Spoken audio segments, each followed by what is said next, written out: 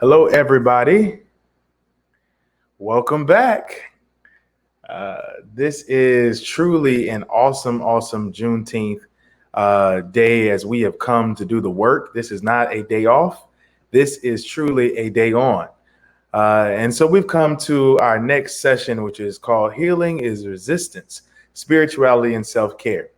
For Black people, healing is important to our health and well-being, but it is also a radical act of resistance. Here in this session, Healing is Resistance, Spirituality, and Self-Care, the Reverend Dr. Brianna Parker, CEO of Black Millennial Cafe, will moderate a discussion on how we can center spirituality, self-care, and healing in our lives to sustain us through our movement from freedom. For those of you just joining us, text the word JusticeCon to 31996 to stay plugged into this movement for Black lives. Thank you for being here, Dr. Parker, and we'll let you take it from here. Thank you so much for having me, and thank you everyone for participating in this session with us. To be Black in America is to be repeatedly traumatized by the manifestations of racism, whether microaggressions or gross, brutal dehumanization of Black bodies. Tatiana Jefferson taught us that you can't play games and be Black in America. Ahmaud Arbery taught us you can't run and be Black in America. George Floyd taught us you can't spend and be Black in America. Rayshard Brooks taught us you can't sleep in a drive-thru and be Black in America. And unfortunately, Breonna Taylor taught us you can't even sleep in your own home and live as a Black person in America. We're clear that being Black is dangerous in our society. But in this session, we're going to explore what it means to really engage in self-care and healing as resistance for Black bodies.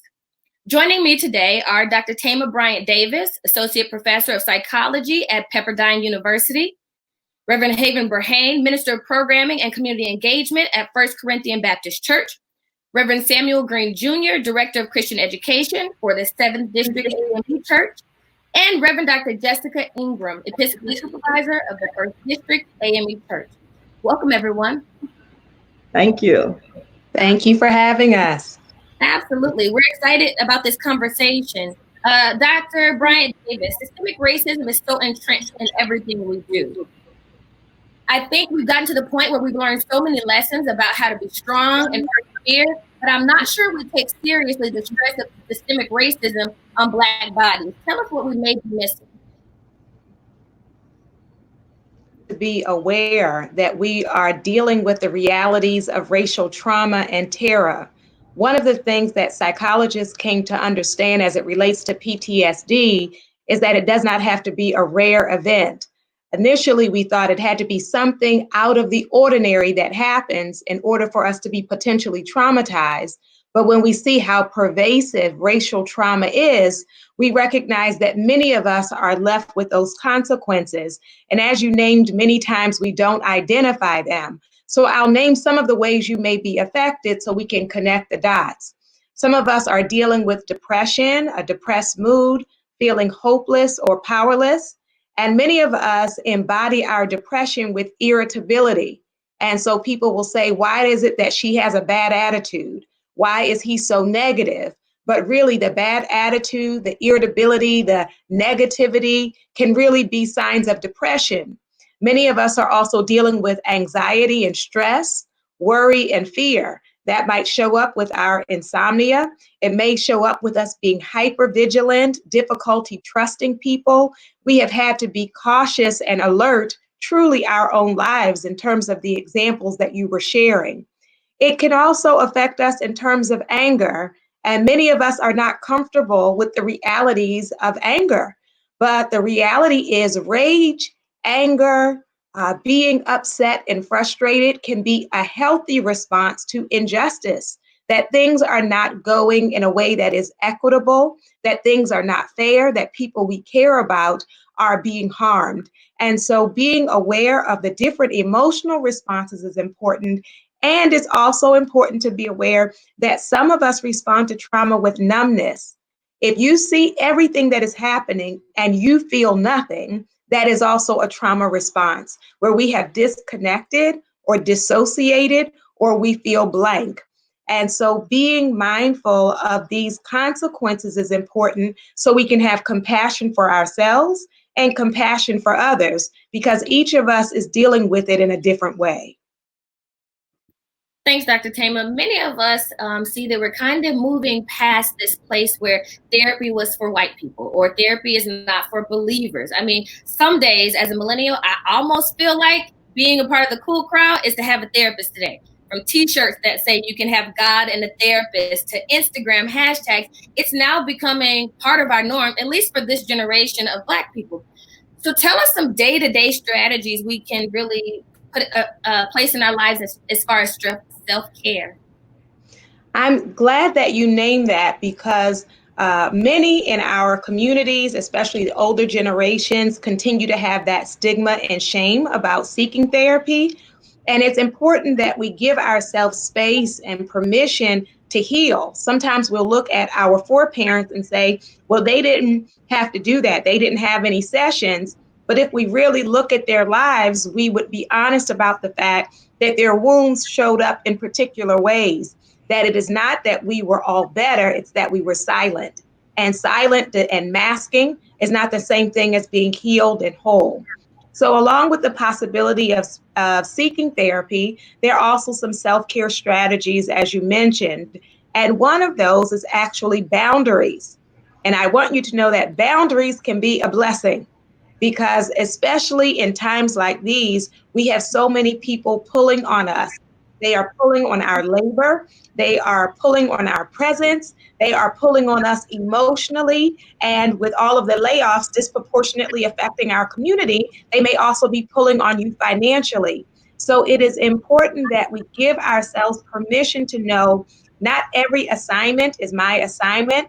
Not every march is my march, that not every program do I have to be in from beginning to end. And so I have to give myself permission to say no to some things so that when I show up, I can show up with fullness, I can show up with joy, I can show up with a contribution instead of being burned out or drained or resentful. Some people are giving, but from a very bitter and resentful place because they have not had their own cups refilled. So it's important for us to think about what are the things that refuel you? What are the things that fill you? And some of those are simple in terms of our meals, asking ourselves, when is the last time I sat down and ate a real meal? When is the last time I drank water? What is my sleep looking like, my sleep hygiene? How much am I distracting myself with constant social media or with 24-hour news? And so we also need to set boundaries in terms of our consumption. These videos are everywhere of Black death and Black terror. And to prove I am woke does not mean I have to sit there and watch every torturous video.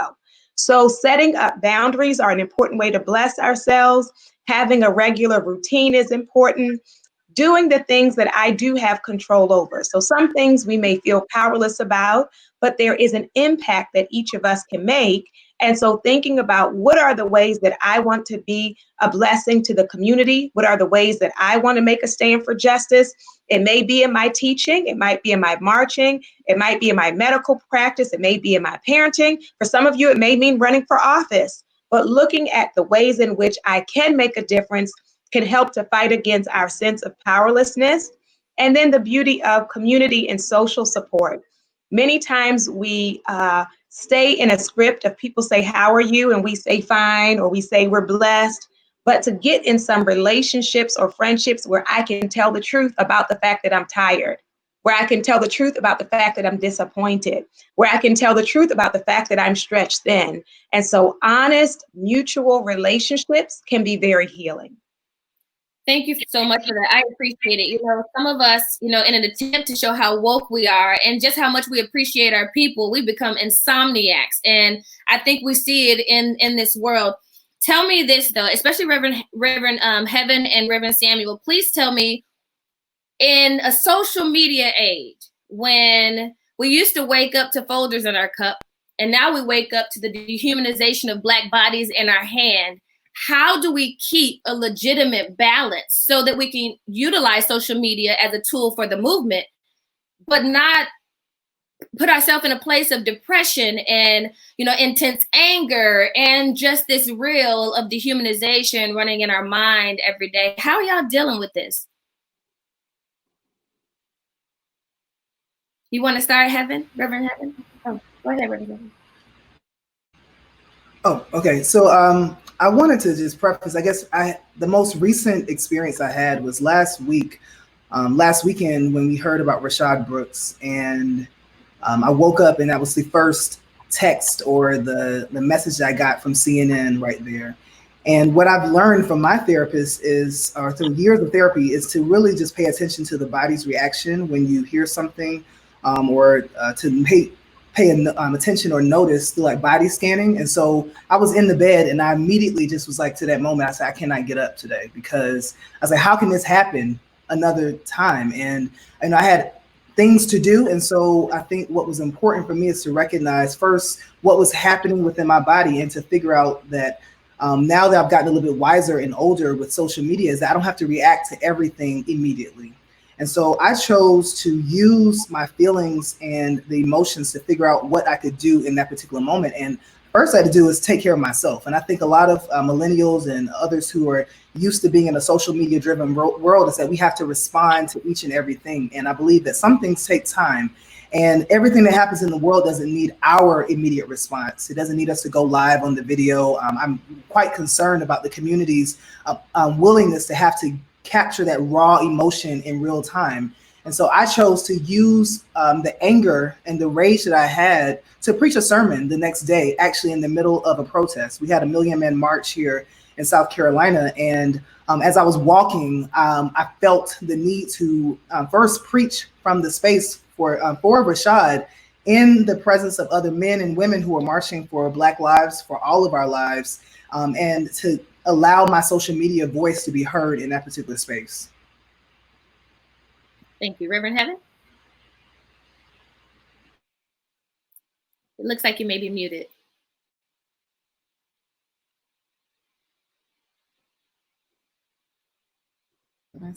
Okay. All right. Perfect. Thank you. So I think I'm going to add on to some of what was already shared. I think one of the biggest things when these videos or these moments when we're using social media, just kind of really paying attention to our emotions and our feelings. And I think it was great that Reverend Green pointed to this idea of paying attention to your body. And paying attention to the physiological things that are happening to you when you're watching these things. What happens is that we're also in these moments experiencing a collective communal loss, right? So we're all watching death and experiencing a communal loss and a communal grieving that can, lead to so many different emotions and feelings. And so we want to make sure that in those times one, we're also leaning on each other, because when you're experiencing communal loss, there's also communal support. And so for me, it's just about making sure that I'm taking a measurement of my body, where I am. I've made an intentional decision plenty of times not to watch videos. Why? Because you said, Dr. Brianna, is that it is to have to sit and watch the literal dehumanization of ourselves. When you see these individuals, you're not just seeing them, you're seeing yourself. And one thing that I also want to kind of point to is that in this sort of like experience where we're watching these people die, is that they're human beings. They didn't ask to be a part of the movement. They didn't ask to be a hashtag, right? And so because they didn't ask to be, we have to be very cognizant and very sensitive to the fact that there are real families that are grieving for their life, or grieving for the fact that they're no longer here on this earth, and the fact that they were killed in such a very visible and traumatic way. And so for me, I'm very intentional about how when I choose to watch these videos, I try to center the families of those individuals those that have lost those individuals. And so, yeah, I think I'm in summarizing what everyone has said. I think it's really important to just kind of making sure you're taking a measurement of yourself and of your body, and you don't need to watch every video. I just want to reemphasize that you do not need to watch every video. You have your own practical experiences of where you've seen these moments show up for you. And they also reactivate sort of PTSD. And I know we talked about that a little bit as well, but these moments are stressors that can activate your own post-traumatic stress. And so you want to make sure that you're cognizant of that as well. Absolutely. Dr. Ingram, when we think about spirituality as self-care or spiritual self-practices, I realize that it changes over time. But as someone who has had a passion for spiritual self-care and spirituality, Tell us what we could consider as far as spiritual self-care for people who are actively a part of the movement. Okay. Thank you so much, Dr. Parker. First, let me say that this has been an awesome day. And I do have to pause and thank my good friend, Reverend Dr. Elaine Flake, and Reverend Stephen Green, who's one of our pastors, who is just an awesome young man. Part of what you asked me, I got lost because there's a kind of echo. So can you go back and say it just one more time? Sure. For people who are actively a part of the movement right now, which we've seen have been older Gen Z and younger millennials have been on the front line and just impassioned by it. Tell us some things that we can do as far as spiritual self-care to just keep us grounded and whole enough to continue. Right.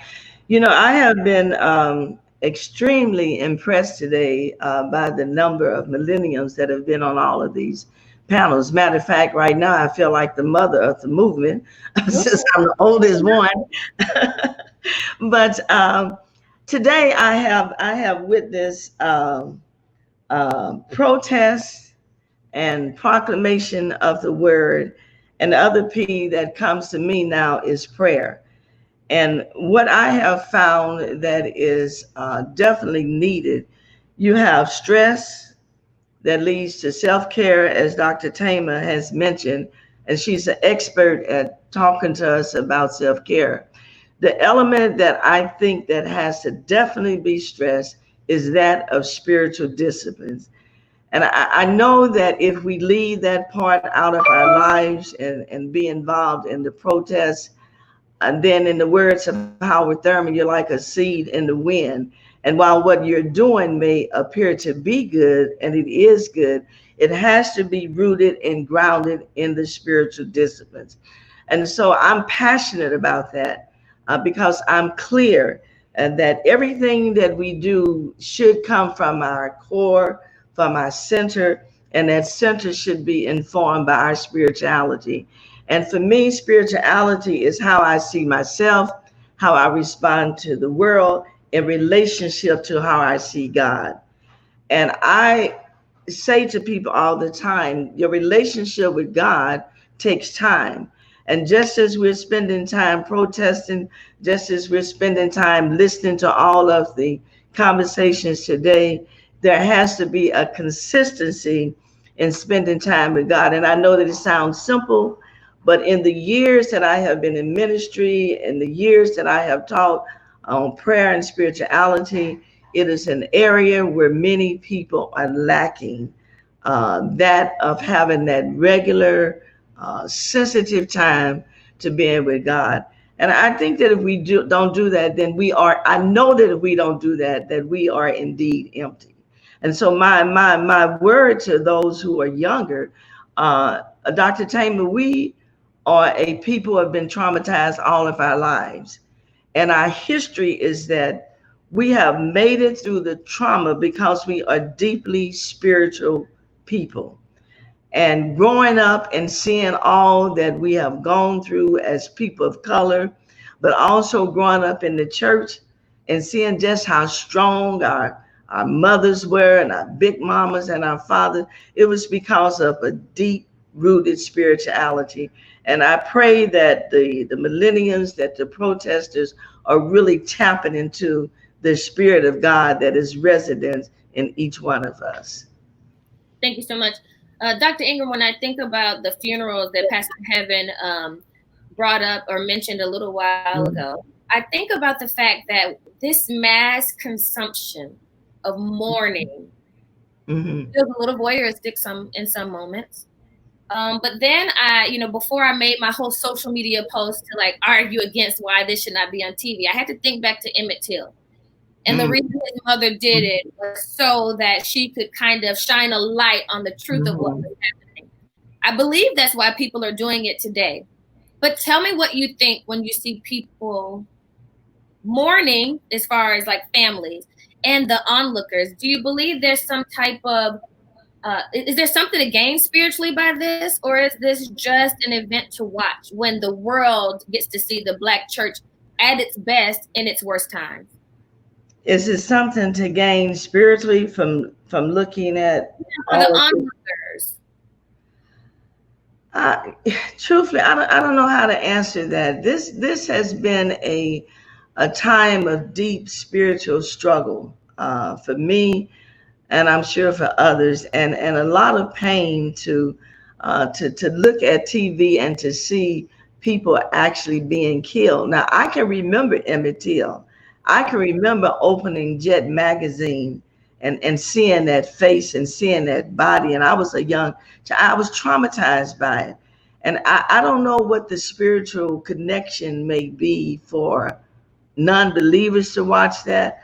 I'm not even sure how deeply it impacts us as even those who are believers to watch it. So truthfully, I'm not clear on how to answer. There's so much that is being thrown at us now on the media, and so much violence and so much disruption and disorientation that it's hard to categorize it all. It's hard to put it in neat packages. It's chaos. And I think to a large extent right now, we are going through a theological crisis. It's a theological crisis in understanding this permissive will of God that is permitting all of this to take place. And yet we have to keep digging to find that spiritual grounding to say, I'm going to hold on and I'm still going to have hope. I don't know if that answered your question. No, I Because appreciate it's a hard question. Yeah, I don't know that there's any one road or any packaged answer. Dr. Tamer, will you help us explore this psychologically? When we get to see these funerals where we have millions of people watching, is this really benefiting the people, do you think? Or is it adding more trauma to us to watch families mourn publicly, through the media? I think there is something healing about community, especially in the midst of COVID-19, where we're doing the physical distancing. So many people feel isolated, and I've had clients who have had to bury loved ones and couldn't invite a large gathering of people because of COVID. And so in some ways, it feeling incomplete or lacking that closure of the community gathering. And so I believe when we watch these public funerals, that we are grieving that particular person, but we are also grieving the losses that we have experienced. And so then the eulogy that is preached not only applies to that family, but it can apply to our families. The songs that are sung are so important. When I was doing the Masters of Divinity program, we had a class on ministry during times of crisis, which was like chaplaincy. And the professor said, most churches now have a praise team, but what we need is a lamentation team. Mm-hmm. And I thought that was so powerful because we have given people the idea that sacred space is only for if you're feeling up and ready to shout and smile and spin around. But as Reverend Jessica spoke about, there is something very healing and holy about being able to show up in the way that we are, with our tears, with our confusion, with our questions, showing up in the mystery together. So I think even when we are watching and we might not personally know them, we have a connection. And even in psychology, they have broadened PTSD, where you don't just have to be the direct target, but there's also vicarious trauma. So people I care about, people I love, people I'm somehow connected to, that their devastation has an impact. And so being able to come together can really help us to heal. Mm-hmm. Dr. Parker, let me just add, Dr. Gitry, Nichelle Gitry, was with us recently, and she talked about lamentations and that this indeed is a lamentable moment. And I think that as we're sitting and we're collectively watching all of this violence and death, that we are lamenting, that we are giving ourselves the opportunity to grieve collectively. This is not a time for us in the church. This is not a time for those of us that are called to ministry to engage in I'm not saying there's anything wrong with praise and worship, because God knows I love to praise and I love to shout.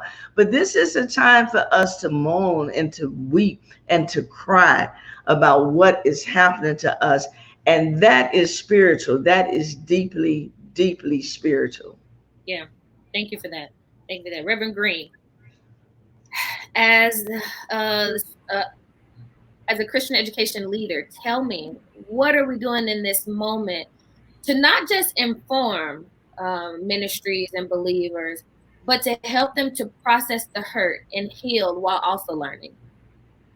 I appreciate Dr. Tamer for the ability to be in community with one another during these particular crises. And what I've seen across the church and all of different denominations as we are transitioning now through COVID, through technology, is this need to inspire people in the beginning. And it's been a testament, particularly to the Black church, for us to still get up every week and find a way to find inspiration in the middle of so many different challenges. Mm-hmm. And before COVID, I had been spending times in conversations with other psychologists and therapists to research trauma-informed practices as it relates to congregations. And I think that you can't really be able to develop ministries that will support the church, through a traumatic lens without being informed of what's happening on the ground. So when we allow ourselves to share space with others, whether it be virtually or in person, right now, the majority of these things are taking place on technology, is that I think that we have to find the disconnect to what we're watching to how we also practice our spirituality. But most importantly, for those who are leaders of the church, how are we developing the spiritual lives of people, particularly Black and brown men and women? And to kind of go back to the Lamentations part, is that I think that we do need to create more spaces where we are sitting in silence, where we're allowing people to lament. And particularly Black men, we still talk about trauma and therapy as being a space for Black men, but I think that right now, both Black men and women need a space to cry out to God. Mm-hmm. And we are focused so much on the production of worship that we don't allow our times to actually hear the natural voice and the cries that God has given us. And so what we should be doing more, whether it's for young people or for those who are adults, is that we need to create space, support groups to hear people and not just preach at them and not just talk to them. But there are people who are struggling. And the challenge that the church has had for so many years is that we have not engaged fully with people to understand and to hear their narratives, to not just watch these videos, but actually to listen to young people tell their reactions and response to these particular things that they're seeing. And from there, we develop the ministries based on what they need and what they need at that moment.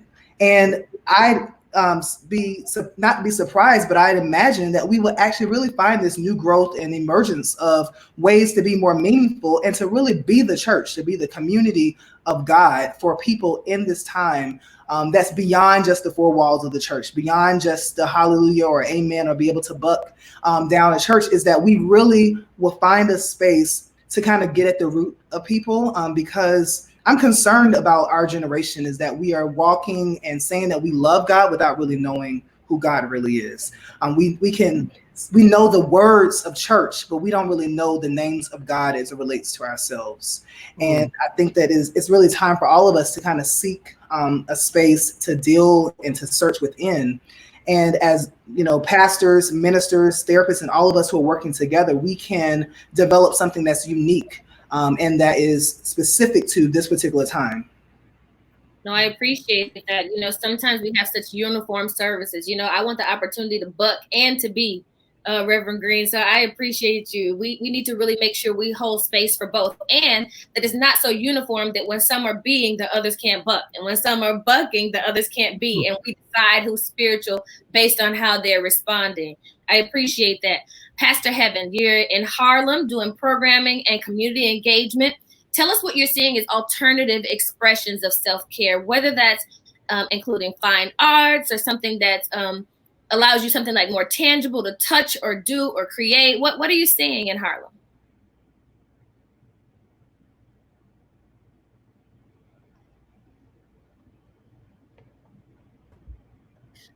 So I actually want to touch on, Dr. Parker, a little bit about the question that you had from before about what institutions can do, if you don't mind. And the reason why I want to say that is because I am so grateful that I'm a part of a church family and have a senior pastor, Pastor Mike, who has had a really strong vision around ending sort of like the stigma of mental health. And so I truly believe that churches, in the same way, in these institutions, and if you want to include the federal government, should be making spaces or institutions, buildings that provide free mental health care for our communities. So here at FCBC here in Harlem, we have a Hope Center, right? And the Hope Center provides free mental health therapy. You can get up to 10 to 12 sessions of free therapy here in Harlem. So anyone that lives here in Harlem can get free therapy. And so we have this institution in this space, right, that not only is seeking to end the stigma around mental health, but also is providing services in the same sense. And so some of the work that we do is we provide mindfulness, we provide workshops, we do a lot of psychoeducational work and providing people information around what is trauma look like for you, how does it show up for you as an individual, how does it show up for you as it relates to your gender, as it relates to your race. And so we've been very intentional here. And then also another thing is, I think that if the church wants to get into that work, they also have to acknowledge the trauma that they've inflicted on people as well, right? So the church cannot be a place of healing if it does not also acknowledge the trauma that it has inflicted on a lot of people, particularly the LGBT community. And I want to, be able to honor and uplift that in this moment. So, into anything that kind of answers a little bit of your question about what we've been doing here in Harlem. You see a lot of people using music, art. You see a lot of people creating like healing circles, spaces where people can come and lament and talk about what they're feeling, what they're, and to be able to express their anger. So I think you're seeing a lot of those things here happen in this community. And a lot of them are happening and being facilitated by institutions like the church. Thank you.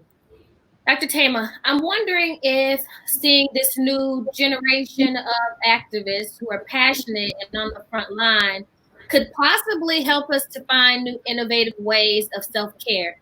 How have you seen self-care grow over time or over the years or over the decades? Not that you've been around for so many decades, but just historically, from what we used to see to what we see now.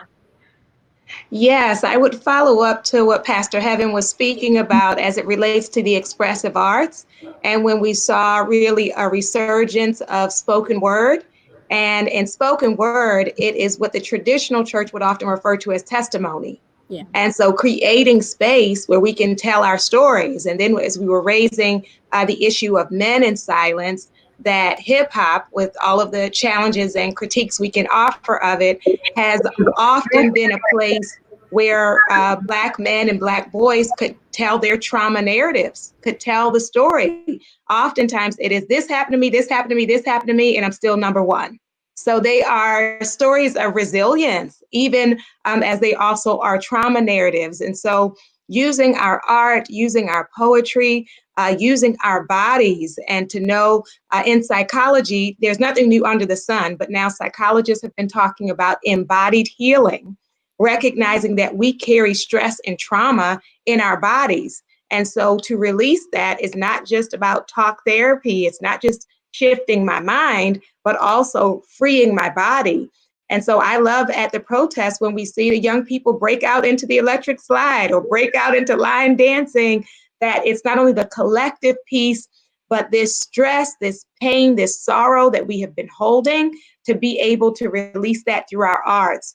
Another important one for us has been journaling. And the interesting thing, while we might critique it, is some of our young people use social media as a journal. So they are literally saying whatever's coming up for them, whatever they're feeling, whatever they're thinking, and not feeling the need to have to always hold it in. And so finding ways to unmask and to be really present.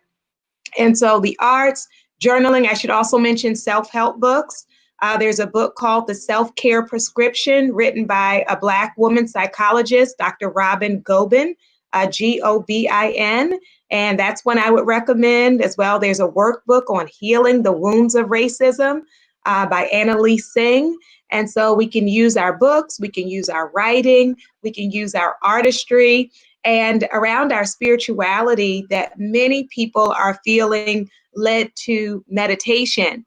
And while some people have been nervous about meditation, or does that go against my faith, we recognize that spiritually, the call to be still and to be silent, to not always be in hustle mode, to not always grind, because since we have been in this country, our labor has been equated with our worth. So it is really revolutionary, radical, and therapeutic to be still, to be silent, to not have to do a million things at once, trying to prove we are enough or that we're worthy. And so amazingly, stillness and silence are also therapeutic. I appreciate that. I'm not sure how everyone else feels, but I found myself, first we had the trauma of COVID, and then we had the trauma of, watching Black bodies dehumanized. Is it true for anyone else that there are moments when we find ourselves having some experiences of joy and it almost feels guilty, like it almost feels like there's not any space for joy? And when you feel like that, how do you respond, or how do you actively fight against that? I'm so glad you raised that. As I was talking to someone just this past week, they received some good news. And then, as you're saying, they turned on the news, saw what was going on, and felt bad about having good news, and also felt like they couldn't share their good news with anybody because, like, how selfish of them or how self-centered to be able to celebrate. But joy is also resistance, that racism is pervasive, it is everywhere. And if we literally said, until racism is totally dismantled, I am not allowed to have a moment of joy, that would be our whole lifetime. And so while we engage, that a part of what feeds us is also cultivating joy, protecting our joy, and doing things that feed us so that we can continue in this marathon. Mm-hmm. Can I just add to that? When you look at this context, I'm muted. Okay. When you look at this context in which we're in now, this for us in Pennsylvania is the 95th day that we have been sheltered in. And so for 95 days, I have not traveled. I cannot remember when I have not gone anywhere that long. For 95 days, I have been with my husband. He's a wonderful man, but 95 days is a long time. And every day you're bombarded with all of this stuff until it is difficult to find those places of joy, and you have to kind of be intentional about it. So although and this is very practical what I'm saying, although I'm very tired of cooking, the joy that I have found is that every day my husband and I sit down to a meal and we look at Family Feud. Okay. And when we look at Family Feud, we say, how stupid are they to answer the question? And then we just fall out laughing. And it gives us that release for about 30 minutes. You got to do something, because it is just around us every single day, all day long. The news is nothing but bad news. So those spaces where you can laugh and feel good about it, because most of the time that we are in the midst of our days is not a whole lot that brings us joy. And I want to just add one more thing to what Dr. Tamer was saying about being still, and also to this generation of millennials who are so very much involved in so many things. When I was in seminary and I encountered the works of Howard Thurman, I remember so clearly how he talked about a singleness of focus and a singleness of purpose. And I just want to kind of warn the younger generation, it's deeply spiritual when you realize what your assignment is and you give your attention to that and not try to be all things to all people all of the time. You really become less effective. And so I think it's deeply spiritual to find that singleness of purpose and put your energies into that. That's why there are different gifts and different administrations of those gifts. And if we all zero in on what our gifts are, we will make a difference in all these different areas where we're trying to make a difference. Absolutely. And that seems like a great way to enhance our self-care practices, to figure out what I should spend my time on and where my energy should go. And I'm sure Reverend Green and Pastor Heaven know this. Every time something new comes up, it's like some of our peers add another line to their byline, or something else they do, or something else they're gonna. And I think we forget that there's something, like you said, Dr. Jessica, something and really being able to sit in, this is what I'm called to do. That's and it. This is not the season where I get all the attention or, the spotlight is on me. I'm going to continue to do the work, because when my season comes, they'll need me and there's no time to prepare. I think we really forget that. Tell me, Reverend Green, Pastor Heaven, what are y'all doing to find joy? What do you do to resist like being in constant perpetual mourning? One of the things I've been really just grateful to God for this season is that the many ways that the Lord has opened up doors to pivot. And that's the same vein of me thanking God. I'm also very cautious because it has extended my workload, and it has changed a lot of different things that I'm doing. Like as I'm sitting here, my phone has rang probably like 5 times, and I've been like trying to tap it. And my therapist has actually told me, she's like, the next time you come, you're taking off your watch, you're putting your phone on another space, because it's just this constant agonizing thing that people feel like they have need of you. And I think what I'm noticing is that, like you said, everyone has a different purpose in the space. And the space that I'm in right now is that in 24 hours, we are leading a march here in South Carolina, and it's an interfaith march. And I've been blessed to be the organizer of the march. And it is a different type of task, because on the run-up show, I do not have a place to speak, but all of the details for the day was important for me to kind of start from scratch. And so it's been a lot of conversations and protocols and a lot of different things I've been doing. And it reminds me of actually Bayard Rustin, who helped to organize, the March on Washington. He was a Black man, a queer man, and to walk in his shoes and to walk now in the space of someone who was once unnamed and now has a space, it gives me pause and recognition to restore my joy, because we will have a place in history. And some days or seasons you're called to speak behind a microphone, and other days you're called to be the organizer and to be the one that, puts people together and to develop different things. And all of that is a way that restores our joy. And we also have to be thankful for the many times when we're able to get a smile and to laugh. I've been privileged to be in spaces where people, men and women, have allowed themselves to be free. And those are sacred spaces. And that freedom that allows people to not really worry about the stereotypes that we put on, or labels that the church may have had on us, or the ways how the society says we have to embody our freedom of maleness or Blackness or womanhood. And when we remember those times, it allows us to have a reclamation of joy. So sometimes I have my own dance party, or I have a light show. Like, I don't need social media. I don't need necessarily to hear other people talk. I like just my silence. I like to set my own mood and my vibe, and that restores my joy. And I like to remember the times I've been with my friends and we've been able to pretend to have different fashion shows and just allow ourselves to be free. And the world might think you're strange, but for me, it's the space where I'm at true oneness, and really oneness with God, because I'm not concerned about, the likes. I'm not concerned about whether somebody's going to judge me. And that really is the place that gives me the ability to wake up each and every day. Like, I have had moments where I'm like, I'm ready to quit. I can't do this. I don't know if I'm gonna make it to this particular conversation right here, but it's that memory, and that blessed memory, blessed quietness, blessedness galore, that helps to give me strength. And so it reminds me of the hymn, Reverend Jessica, of strength from dates, like the blood that gives me strength. And so sometimes that blood manifests and materializes into these physical things that we can touch. We may not be able to put our hands in the wounds of Jesus or put our hands in Jesus's blood, but we can remember and think of what it's like to have life drained out of something.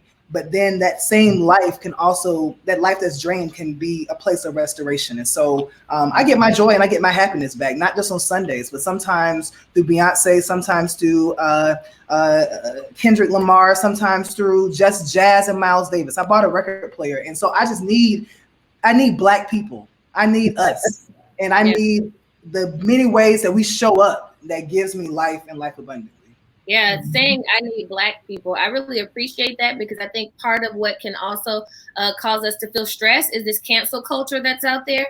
It's like, if I say this, you can go to sleep unknown. You can wake up to being Black Twitter's target. So sometimes I feel like, we don't have enough Black bodies that are living today to do cancel culture.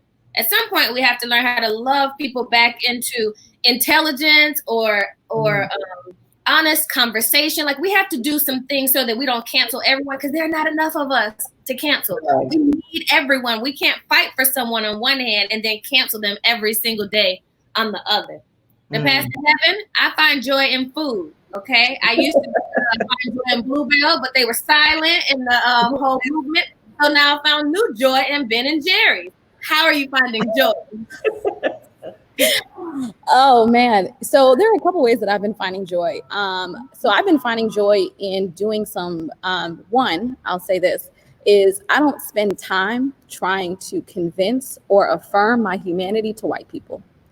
That has restored my soul in so many ways. I remember I was constantly fighting, trying to, contort my language to try to help people understand like why Black Lives Matter, why I matter. And I realized it was taking so much of my energy trying to do that sort of work. And then I realized it's not my responsibility. So now I've restored my joy, because what I do is, rather than trying to convince like white society and white supremacy that I matter, I've focused my energy towards affirming my community. And so affirming young people, I find joy in taking the opportunities to affirm, the high schoolers that we work with here in Harlem. I find joy in doing community, like the food pantry. This morning I was here at our church and I was serving our food pantry. Those are the moments where I find my joy in being able to serve and doing more affirmative work, as opposed to trying to contort my language to try to affirm my humanity to somebody who's probably never going to see it. And then another thing that I do is I'm intentional about seeking to find good information, or like positive information. So with my circle of girlfriends, I'm always saying like, what's new, what's happening? Tell me something exciting that's happening in your life, because I need a balance. And for me, it provides me a sense of hope, and knowing that in this world, right, in this tension that we're living in, there is evil, and then there is also joy at the same time. And we live amidst that tension. And so we can honor that. And so I really implore people at the same time. I understand when there are these movements happening and you see Black life, being senselessly killed, and you're experiencing racism, and that's what's kind of being pushed on the television screen. I actually encourage us to also share joy, share your story, share how miracles are happening in your life, because you never know that when somebody sees your testimony on social media, or you share that just might give somebody the encouragement to know that there's still hope, that God is still moving in this moment, that God is still moving amidst the chaos, even though we're living in that tension. Thank you so much. So really quickly, in about 3 minutes, I want to do this little exercise, okay? We're going to try to help people to add self-care into their day. So I'm going to give you a time, and at that time, you tell the people what they can do in that moment for self-care, okay? Dr. Tama, you have 8 o'clock. Dr. Ingram, you have noon. Reverend Green, you have 4 p.m. And Pastor Heaven, you have 8 p.m. What's one thing we can do at the time you've been given to exercise self-care? 8 o'clock, Dr. Taylor? At 8 a.m., you need to dance and move your body. On YouTube, there's something called Kukuwa, Kukuwa. It's African dance. It's a mother, a daughter, and a best friend. And they have 15-minute workouts where you are jamming across the continent. And that will help to energize you for the day and help you to have something to smile about and help you to take care of your body. Move your body. Thank you. Dr. Ingram? Well, at noon, I think you can find joy by sitting down to a nice, healthy meal, a nice salad with a little fresh fruit. I don't eat like that, but I'm actually sitting here looking at some ribs and some collard greens. Oh, Yes. Juneteenth. That's okay. It's Juneteenth. You can find joy at noon by just stopping for just a while and just breathing and relaxing. Because if you're like me, I get up at 4:30 in the morning. And so by noon, I've already put in almost a full day. So just kind of stop and breathe and just take a moment and relax. Okay, thank you. 4 o'clock. 4 o'clock in the afternoon, you can stretch by doing yoga. Shut the computer down. And you can also make your favorite whatever, whether that's an ice cream parfait, whether it's a nice beverage, whether it's nice dessert. You can have your 4 o'clock in the afternoon and have your joy. Thank you. Thank you. 8 p.m. So 8 p.m., I would encourage folks to journal. That would be an opportunity and a great time to reflect, to write down your gratitudes for that day, to honor the way the mundane ways in which the miraculous happened for you. And then also to acknowledge what you're feeling, even if the emotions are not necessarily positive, but taking that time to name what you're feeling, writing it down, and then setting your intentions for the next day, right? Because we still have agency, we still have power, and we can be able to enact those things and be able to write those things down so that we can say to ourselves, hey, look, we can acknowledge what today brought. It might be good, it might be bad, but definitely highlighting the ways in which we can be grateful in the moments of gratitude for us. Thank you so much for that. I appreciate everyone who decided to spend some time with us during this session.